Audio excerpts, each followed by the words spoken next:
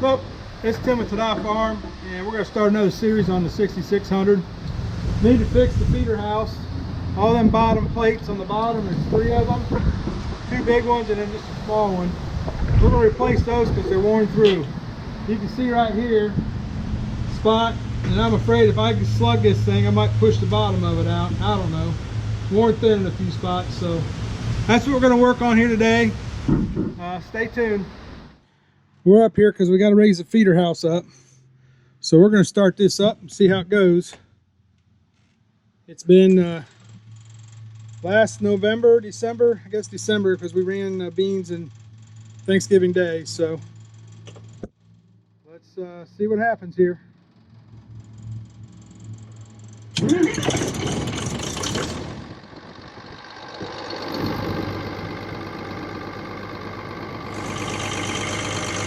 Sounds good to me.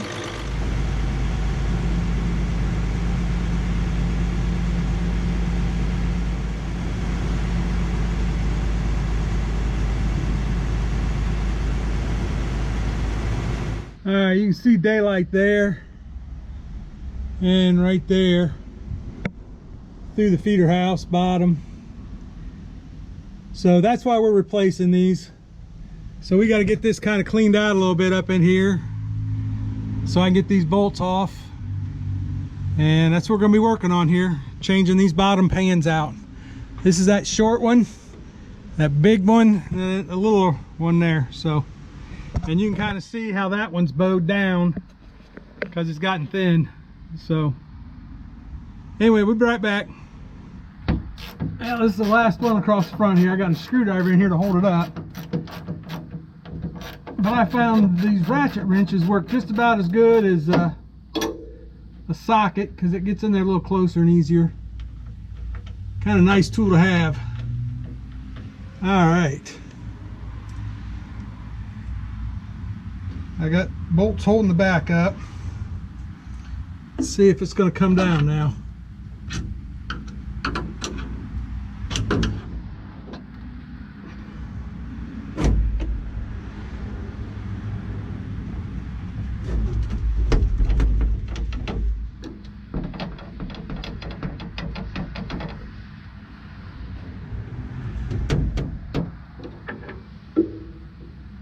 Well,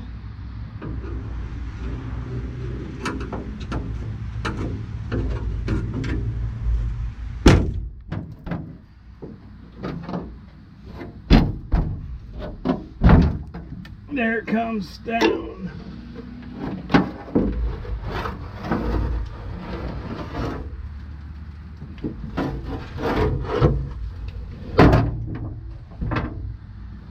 There it is. That one's out.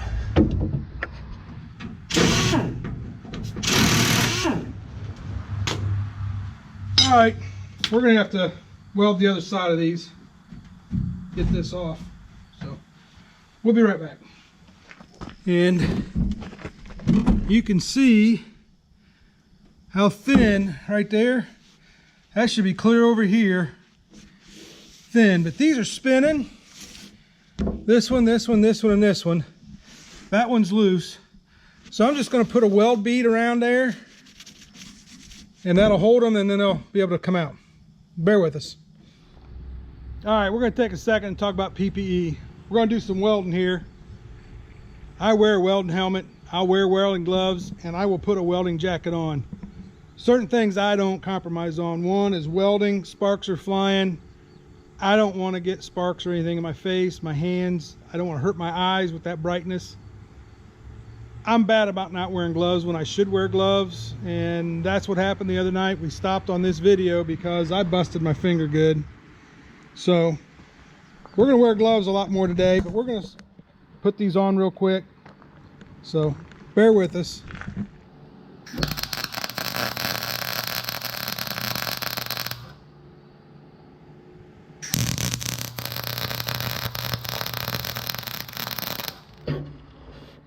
Here's the reason we're doing it, is I need this bracket off of there, so we do need to get them screws off there. So we'll be right back.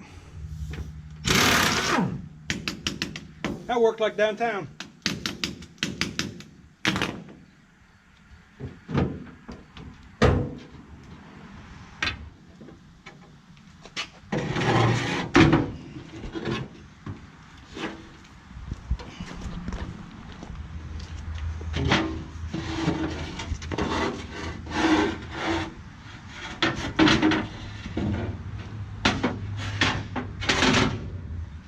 We're making it look easy. All right, we got to slide it up in there and we'll be good to go. We'll be right back. About time. Okay, I did not get any video of this. This kicked my rear end trying to get this all lined back up. We had to basically drop all this down. And in doing so, it made for a mess of lining it all back up. And get down in here, get that panel all back in there. But I had to do that. I don't know if you can see over there, over that edge. Maybe see it better here.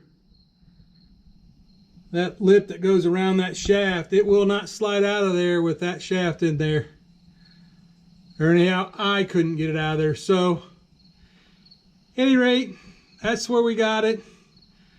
I would say that took us about 6 hours to drop all that, line all that back up, push that back up in there, and yeah. So, we'll continue on this tomorrow. This has been a butt-kicking project, but stay with us. We'll hopefully have it done. Tomorrow I'll be here in a second. All right, got this panel up in here, and that wasn't too bad. Used a couple drift pins to hold it up here, and then get it lined up, and then just bolt and snug it up. No biggie here. That was rather easy. That took me maybe an hour. But we got our lines all put back in the way they go. Like I said earlier, worst part of this project was having to drop this down so that I could get this panel up here over this shaft. So, but other than that, it wasn't too bad. Done, cleaned up. Going to put things away. So hopefully this little educational on what's involved in changing out this bottom pan on a 6600. I'm sure they're about all the same.